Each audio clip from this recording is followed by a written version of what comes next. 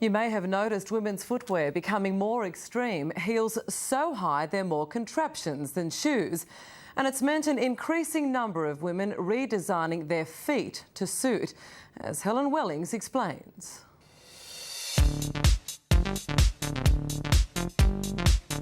Just how much higher, narrower, steeper, strappier can shoes go? Killer heels are literally living up to their name. So precipitous, they often cause massive pain, injury and permanent deformities. I would go through a lot of pain just to wear heels. I mean, it's that sharp shooting pain in the front of your foot, but you just power through it and soak them in a hot bath after. 87% of women develop problems from ill-fitting footwear, but thousands in Australia will go to any lengths to wear them. I do cut toes off as well. Yes, toes are being snipped off to narrow the foot, tucked or shortened to prevent scrunching, lengthened to match other toes, straightened, rounded, Botoxed, even the balls of the foot injected with collagen filler for extra cushioning. These are the types of shoes I'd want to be wearing the rest of my life. I'd say the higher the better. Like most fashion-conscious women, boutique manager Stephanie Mama goes through hours of agony daily just to wear stilettos. Having surgery to relieve pain from wearing heels, and I think it's definitely worth it. Pinky toe is always a problem when it comes to narrow shoes. Podiatric foot and ankle surgeon Dr Haydar Ozkan says toe tucks and foot facelifts started in America. But here in Australia, demands increased sharply.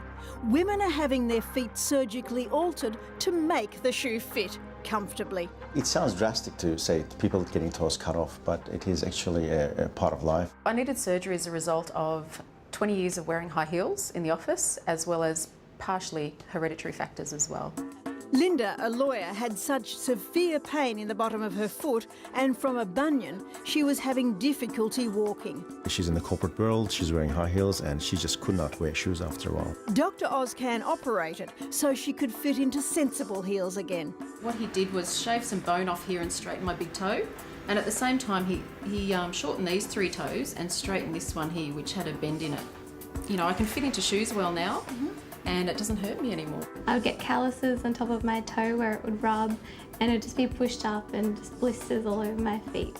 While all her friends were wearing heels, schoolgirl Nadia Kitanas was forced to wear flat ballet shoes to overcome unbearable pain due to a genetic toe malformation. Nadia had a very short toe that was causing her problems and very long toes in the middle 2 toes. This is after the 2 months after the operation. Nadia ended up having a nice parabola toes, and the short ones are now long and the long ones are now a bit short. Post-operation, this is what you're starting to wear. Yeah, they have no heels, so there's no pressure in the front of my toe, so it doesn't hurt. There has to be a good reason, in my view, why you'd remove a perfectly healthy digit. Lee Birchley, a podiatrist for 17 years, believes some foot cosmetic surgery, though, is becoming extreme. Well, the stiletto deforms the foot. Bone is a mouldable, living tissue substance, and it changes with time. And those problems are going to be lasting problems and often only able to be fixed with surgery. My advice is if you're going to wear high heel shoes, then try to limit their use to when you're going out, you've got a big event, something important happening, or a date night. And if you are going to wear a high heel too, probably a wedge is a better design than a stiletto.